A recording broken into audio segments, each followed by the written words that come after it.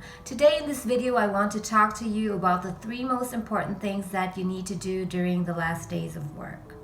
I assume that you're watching this video because you've already made the very brave decision to quit your job and you've already handed in your resignation letter to your boss.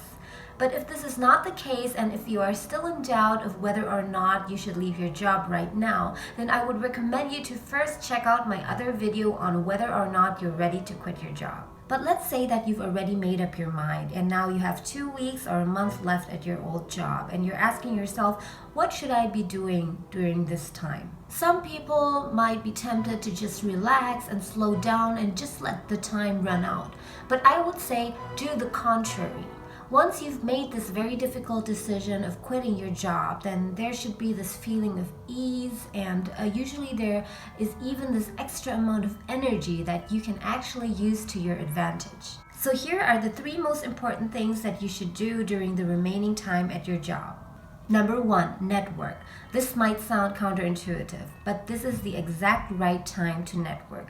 Get in touch with some of those colleagues that you've rarely spoken to, get together with them for lunch or a coffee break and tell them a bit about your plans. You don't need to tell them about everything, but you can just give them a rough idea about what you're planning on doing next. For example, you're planning on opening a cafe or you're becoming a full-time business consultant, because oftentimes your first customers and clients will be your former colleagues or even your former boss. So by telling them a bit about your business plans, you've already kind of warmed them up. So after you left the company, you can approach them again and then talk to them more about your business. Number 2, get as many references and recommendations as you can. And these are the sources and forms of references and recommendations that you can get. Number 1, a work reference from HR. Simply ask your HR department to issue you a letter stating how long you worked at that company, what your last position, salary, and responsibilities were. Number 2, ask your boss for a letter of recommendation. This is the perfect time because your boss will still remember very well what you did and what you contributed to the company and to the department. Number 3, get recommendations from your colleagues or your skip level manager or your manager's managers.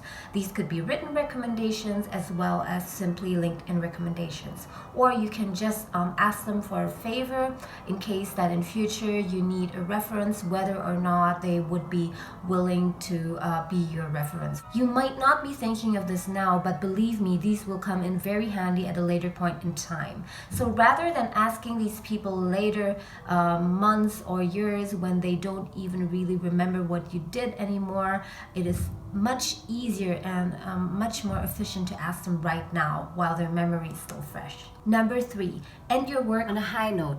While it might be very tempting to just pass on all your half-finished projects and tasks to the next colleague who will be taking over your position, I would recommend you to take as much ownership as you can and tie up any loose ends. Producing stellar work until the very last day will make a very good impression not only on your boss but also on your colleagues. So although you're leaving your company, the people there will never forget how professional you were at work.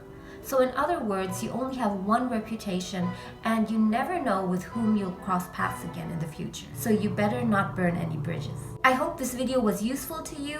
Please leave your feedback and your thoughts in the comments below, and also let me know if there's anything in particular that you would like me to cover in one of my next videos. Thank you so much for watching and see you again soon.